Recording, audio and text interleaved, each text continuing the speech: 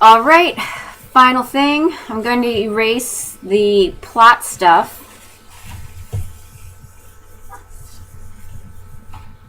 I want you to get this final point.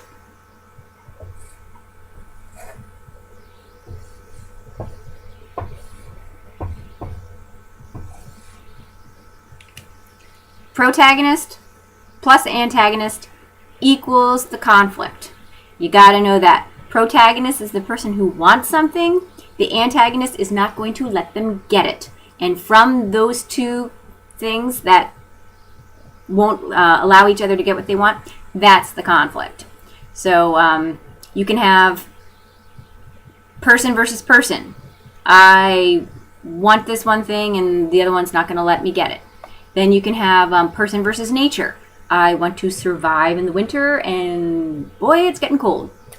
You could have person versus that own person in their head, where every time they want to do something, they're the one that's messing it up for themselves. Or you could have the person versus society, and man, every time they try to do something, it just doesn't work, and it's just not letting them get it because the mom won't let them do it, and their school won't let them do it, and the entire town won't let them do that. And you can think of like a dystopian novel where everything is just out to get them. So those are the different conflicts you've got. And some people would say, well, couldn't you tell it from the perspective of the antagonist? Yeah, you could. That's where the bad guy is actually the main starring role. You have an anti-hero. And then it starts to get kind of confusing because you could say, well, everybody wants something. The protagonist wants something. The antagonist wants the protagonist not to get it.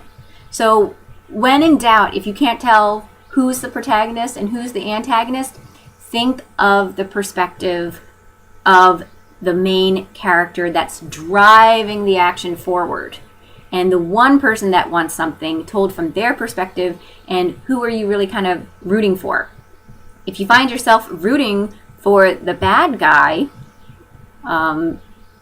because it's mainly about that person, well, then you have an anti-hero. But in general, you will have the one person, it's all about what they want and whether or not they get it and how they get it and from their perspective, and that's the protagonist. And anything that is just putting stumbling blocks in the way, that's the antagonist, because it's anti what the person wants.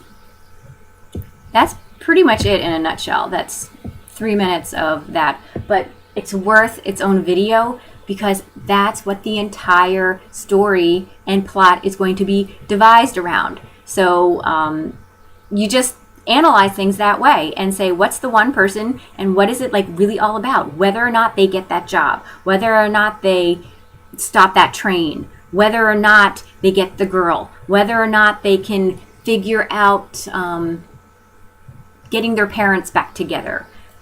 You can have something like that. So once you figure that, then all of the rising action leading up to it will show the struggle of them not getting what they want. Because if they get what they want, there's no problem, right? And then that would be really a boring life. And I referred to that before, where if anytime somebody always gets what they want, that's why you have these superstars meeting their demise in really horrible ways, because they get all this stuff and there's not much conflict in their life. You know, I want a Lamborghini. Bam, you have enough money to buy the Lamborghini. I want to be famous. Bam, you got to be famous.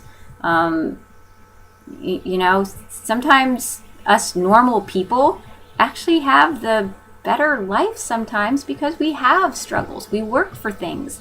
We don't have everything just handed to us. And there's satisfaction in our lives for working and struggling to get something. I mean,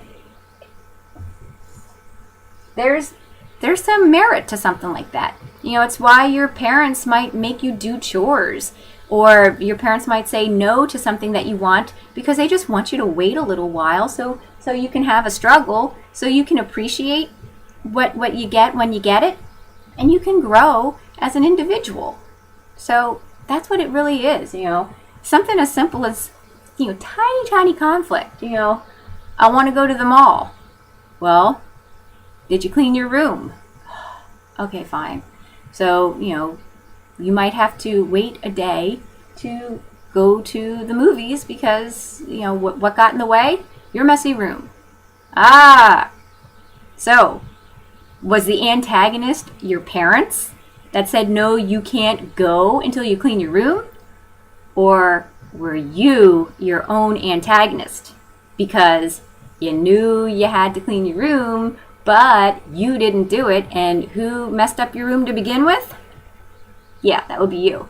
So, just look at it right there. Who's really the protagonist? What do they really want? And who really was the antagonist that got them not getting what they want to begin with?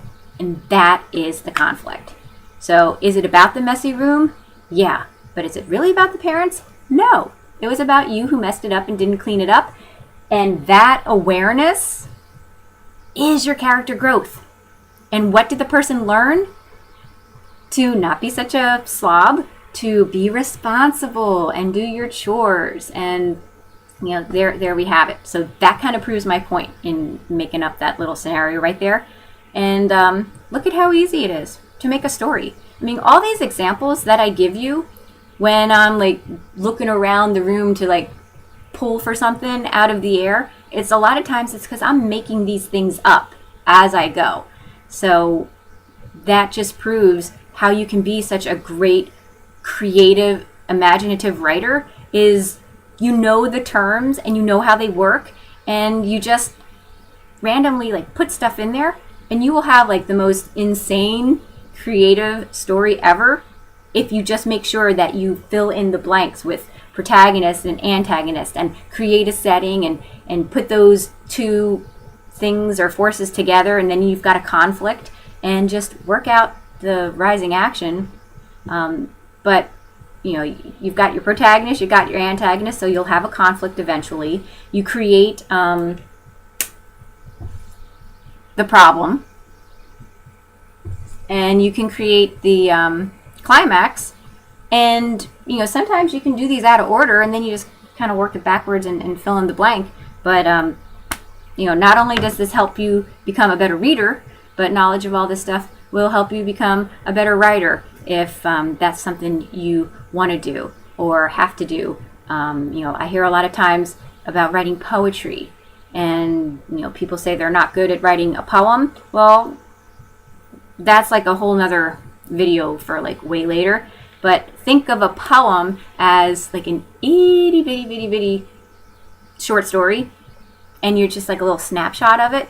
And all good poetry, well, I shouldn't say all, but some poetry is to celebrate great stuff, and you're just doing imagery. But a lot of poetry has a conflict in it, which is why the poet needs to get out all of this conflict in their life, because they have conflict, and they create a poem, and look, then you have something beautiful and artistic out of your conflict.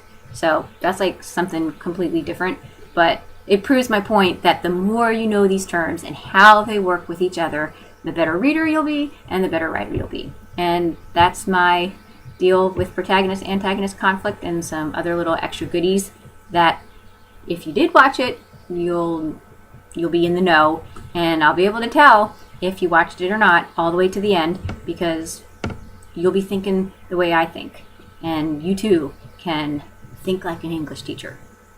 Thanks. Bye.